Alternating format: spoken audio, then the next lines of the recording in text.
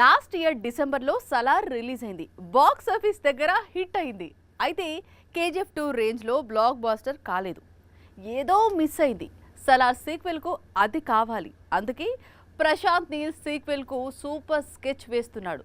కేజీఎఫ్తో సలార్కు link పెడుతున్నాడు. Last year డిసెంబర్లో Salaar release కు ముందు ఈ మూవీకి కేజీఎఫ్ సిరీస్ కు లింక్ ఉందని బలంగా ప్రచారం సాగింది.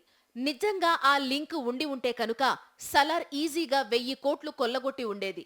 కానీ సలార్ వరల్డ్ వేరు, కేజీఎఫ్ వరల్డ్ వేరు అంటూ రూమర్స్ ను పక్కకు నెట్టేశాడు ప్రశాంత్ నీల్.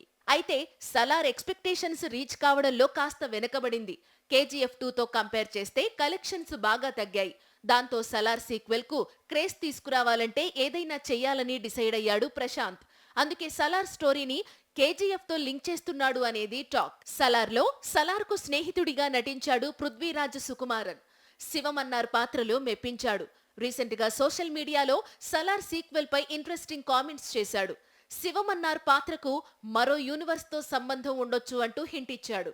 అయితే పృథ్వీరాజ్ క్యారెక్టర్ ను ప్రశాంత్ నీల్ ఏ యూనివర్స్ తో లింక్ చేస్తాడు అనేది ఇప్పుడు హాట్ టాపిక్ గా మారింది.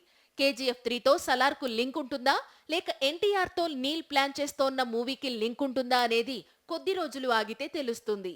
మా నమ్మకం నువ్వే జగన్, మా నమ్మకం నువ్వే జగన్, మా నమ్మకం నువ్వే జగన్, నమ్మకం నువ్వే జగన్, నమ్మకం నిన్నే జగన్.